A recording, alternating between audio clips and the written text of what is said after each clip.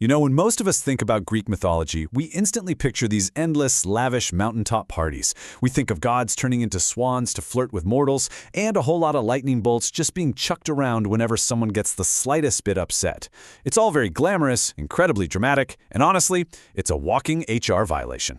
But in this explainer, we're going to completely shatter that illusion. We are skipping the mountaintop raves today so we can actually profile the gods who worked a 9 to 5, the ones who rolled up their sleeves and kept the entire divine operation running.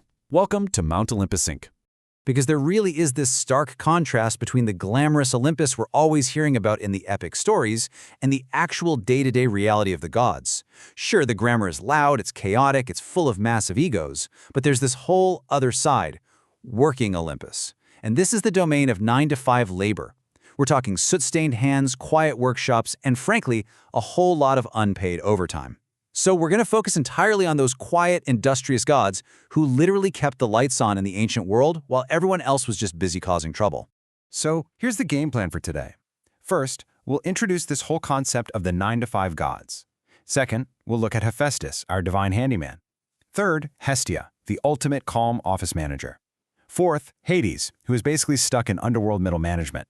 And finally, we'll wrap up with what these everyday heroes can actually teach us. Let's get to work. All right, Section 1, the 9 to 5 gods, shattering the Olympus illusion.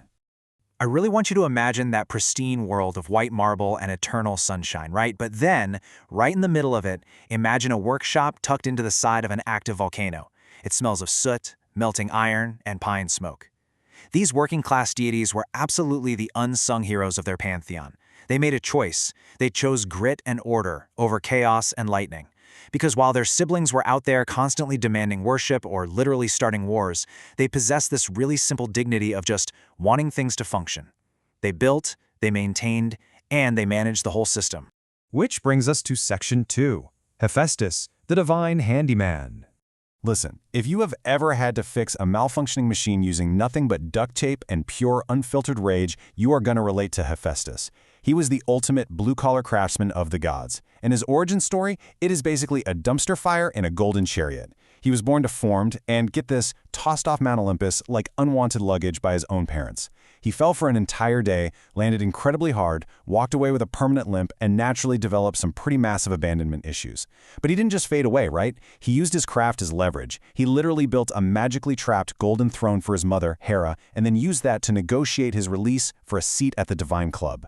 I mean, talk about absolutely nailing a negotiation. And this next story brilliantly illustrates his whole vibe, which is highly elegant, but highly passive-aggressive. So when his wife Aphrodite was unfaithful with Ares, the literal god of war, Hephaestus didn't throw some screaming tantrum. Nope. Instead, he calmly went to his forge, created an invisible, completely unbreakable metal net, and just dropped it right on them mid-romance. Then, he summoned every single other god on Olympus to come down, point, and laugh. It was an absolute masterpiece of artisan-crafted public humiliation. The guy just wanted a quiet workshop where things worked, and he used his immense skills to ensure nobody messed with his peace. Moving on to Section 3, Hestia, the calm office manager. Okay, if the Greek gods were a totally dysfunctional corporate office, which, let's face it, they essentially were, Hestia was the one keeping the coffee warm and making absolutely sure the building didn't burn down, while everyone else was arguing in the conference room. She was the original background essential, you know, that quiet presence that just makes everything else work. And her origin is wild. She was the very first child swallowed by the titan Cronus, but because of how digestion works when you're a literal god, she was the last to be vomited back up. So that technically makes her both the oldest and the youngest Olympian at the exact same time. But despite that wildly dramatic start to life, she somehow managed to completely avoid the chaos. I love this quote about her. It says, "She shrugged politely and gave up her throne to Dionysus so she could tend the eternal flame and not get dragged into family drama." Absolute queen behavior. Seriously, she was offered a prime seat on Mount Olympus, a position of ultimate cosmic power. But she was smart. She knew that power meant politics, and politics meant headaches. So she passed. She preferred a well-swept floor, a warm hearth, and her inner peace. She presided over the center of every home and city. She didn't need the scandalous myths. She just quietly did the essential work that kept civilization itself running. Now on to Section 4, Hades, Underworld Metal Management. Hades is basically the grim uncle of Olympus. You know the type? The guy you don't necessarily invite to the company holiday party, but you respect him from a safe, polite distance. Pop culture almost always portrays him as this flashy, evil villain trying to conquer everything. But the actual mythological Hades, he wasn't evil at all. He was literally just a goth workaholic. He was an incredibly tired middle manager who happened to draw the short straw. His brothers got the shiny sky and the cool ocean, and he got stuck managing ancient Greek customer service for the dead, forever. Just think about what he had to deal with. He's splitting his management zones right down the middle, dealing with two absolute extremes. On one half, you've got the heroic Elysium, where he's making sure all the good souls actually get their paradise. But then on the other half, you have Tartarus, the truly awful, worst-case scenario detention center of the underworld. Hades wasn't loud, he wasn't flashy, he just had to sit there and quietly manage the logistics of eternity every single day just to make sure billions of souls didn't try to sneak out the back door. Honestly, if you look at his resume, it's pretty impressive. He showed up to work every single day, he managed the completely unfathomable logistics of eternity without complaining, and maybe my personal favorite fact, he was the original pet dad. I mean, sure, his dog Cerberus had 3 heads and absolutely 0 obedience training, but Hades took care of him. He was just a guy doing an impossible job simply because someone had to do it. Bringing it all together now in Section 5, the everyday heroes of myth.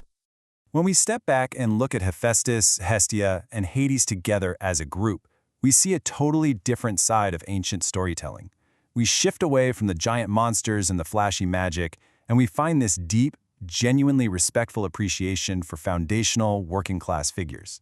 Like this quote says, "Humanity has always admired the steady, the quiet, and the industrious, a testament to the resilience of those who keep the world moving.